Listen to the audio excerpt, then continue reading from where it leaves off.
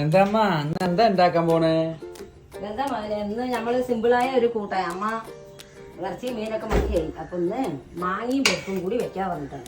ഓ നന്നായി, കൊറേ ആയില്ലേ മാങ്ങി പരിപ്പ് വെച്ചിട്ട്. മാങ്ങയും പരിപ്പും മാങ്ങപ്പ അത്ര കിട്ടില്ലല്ലോ. അപ്പൊ ഒരു മാങ്ങ അമ്മയ്ക്ക് കിട്ടിയപ്പോ എന്നാ അതും കൊണ്ട് ഒരു കൂട്ടാൻ വെക്കാൻ പറഞ്ഞിട്ട് ഇതാ മാങ്ങയും പരിപ്പും ഒരു തക്കാളിയും.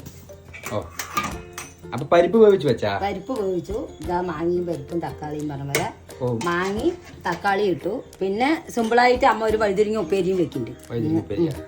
ഓ അപ്പൊ ഇന്നിങ്ങനെ പോട്ടെ അല്ലേ? ഇന്നിങ്ങനെ പോട്ടെ. ഇതാ മകനെ പരിപ്പ് ഒരു വിസിൽ വെച്ച് വെന്തു. അപ്പൊ അതിനുശേഷം അതില് മാങ്ങയും തക്കാളിയും ഇട്ടിട്ടുണ്ട്. ഇനി അതിന് ആവശ്യമുള്ള ഇതാ മല്ലിപ്പൊടി,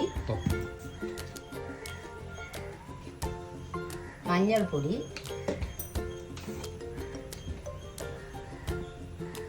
മുളക് പൊടി, പിന്നെ കുറച്ച് ഉപ്പ്, മുളക് പൊടി, മല്ലിപ്പൊടി, മഞ്ഞൾപ്പൊടി ഇട്ട് ഉപ്പും വാരി ഇട്ടിട്ടുണ്ട്. ഇനി നമ്മൾക്കിത് അധികം വേവ് കൂടാൻ പറ്റില്ല. ഒരു ഒന്ന് മൂടി വെച്ചിട്ട് അവിടുത്തെ തള മകനെ മാങ്ങത വേവായി വെന്ത അളിഞ്ഞാൻ പറ്റില്ല. അപ്പൊ അതിലേക്ക് അമ്മ തേങ്ങ കലക്കി വെക്കില്ല. പിന്നെ എൻ്റെ മക്കളൊക്കെ എല്ലാവർക്കും മാങ്ങയും പരിപ്പും വെക്കാൻ അറിയുമെന്ന് വിചാരിക്കണം. പക്ഷെ അമ്മ ഒരു പാകത്തിന് അതിന്റെ ഒരു ഇതിലെ വെക്കണം. അതുകൊണ്ട് നിങ്ങളൊക്കെ ഇതിങ്ങനെ വെച്ച് പഠിച്ച് നന്നായിരിക്കും. അഭിപ്രായങ്ങൾ പറയും. എല്ലാരും ഒന്ന് വെച്ച് നോക്കട്ടെ അമ്മ വെക്കുന്ന പോലെ. എല്ലാവർക്കും ഇത് അറിയാത്തതല്ല, എല്ലാരും വെക്കുന്നതായിരിക്കും. എന്നാലും അമ്മ വെക്കുന്ന രീതിക്ക് ഒന്ന് വെച്ച് നോക്കി. മകനെ ഇത് മാങ്ങയും പരിപ്പും കറി റെഡിയായി. അപ്പൊ ഇനി നമുക്ക് താളിച്ചു കൊട്ടാം. താളിക്കാൻ എണ്ണ ഒഴിക്കണോ? വെളിച്ചെണ്ണ ഒഴിക്കും.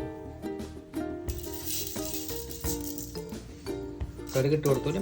കടുക് കിട്ടും ആവശ്യത്തിന്. ഇതാ കറുവപ്പടി ഇട്ടു.